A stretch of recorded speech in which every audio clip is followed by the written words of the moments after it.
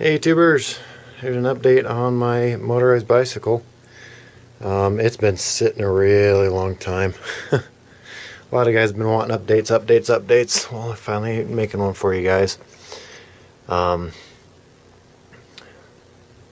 just a quick story. I drove this thing a lot. Drove it all the time. Bone stock with, the stock carburetor and the stock exhaust system. Both not there right now. I drove it like that for probably about a year and a half, and then other things started coming up. I got a few different interests, motorized scooters and different things like that, and I used the exhaust system off of this for a motorized scooter that was really fast after I got it all tuned up, but I modified the parts to where they wouldn't ever work again for this. The carburetor for this does work still, but the carburetors that come on these just are usually pretty shoddy. They just don't work too well.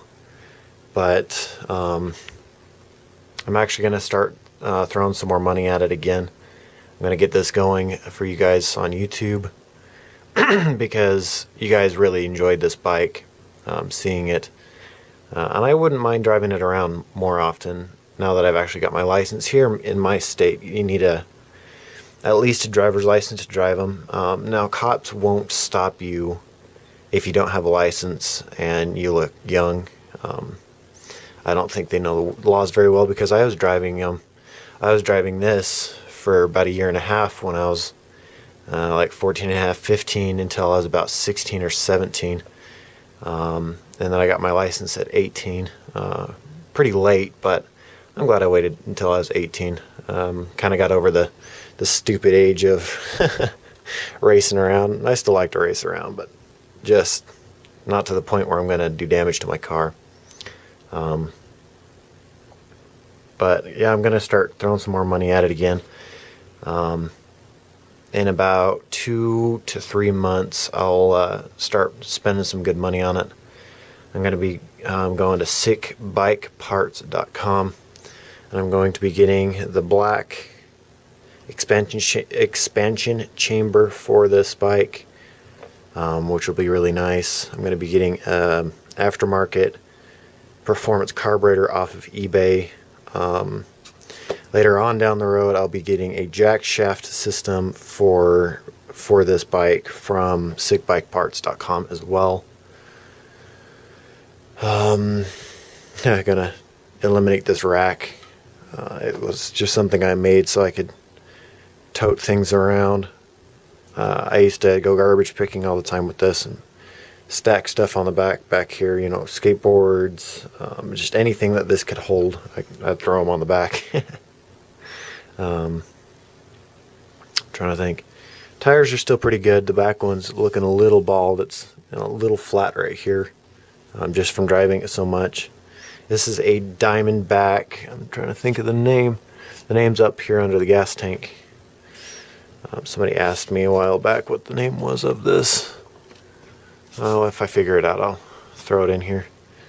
The Diamondback something or other. But yeah, it's a good bike. A few things I want to upgrade on it.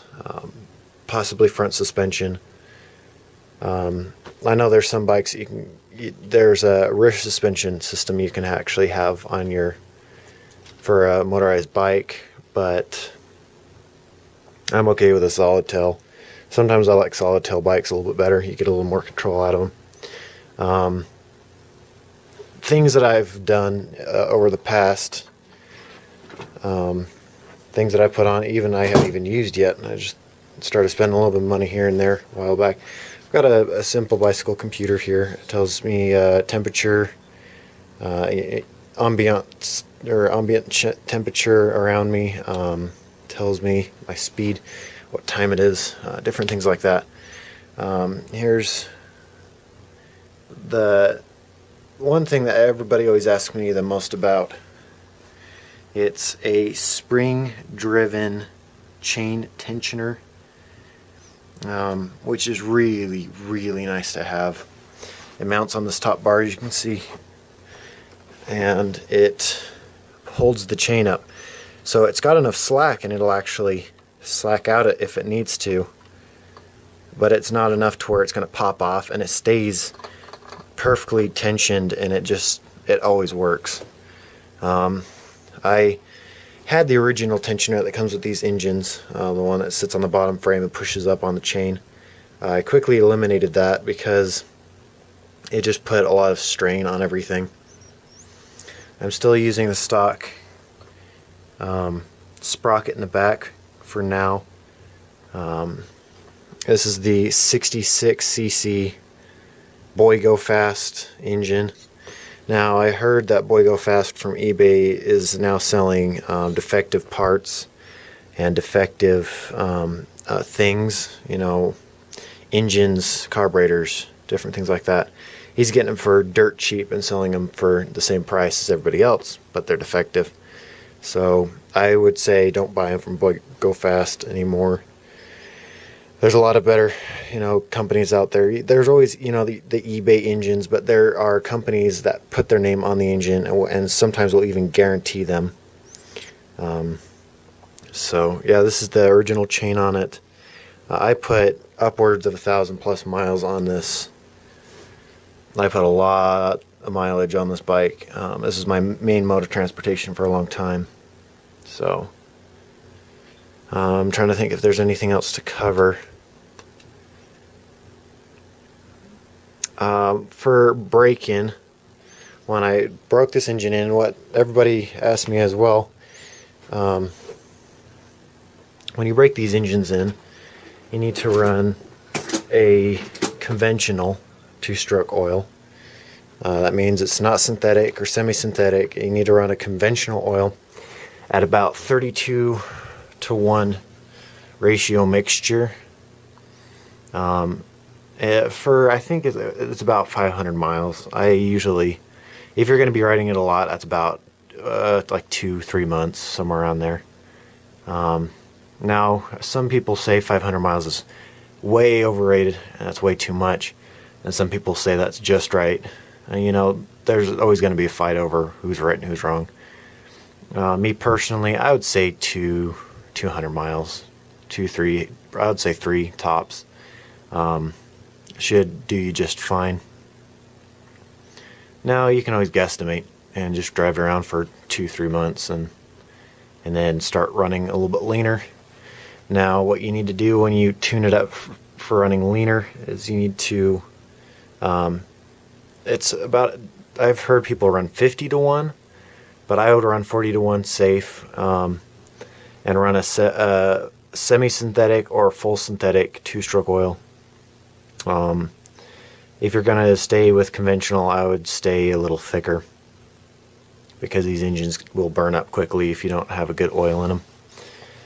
And then you can lean it out. I wouldn't lean it out too much.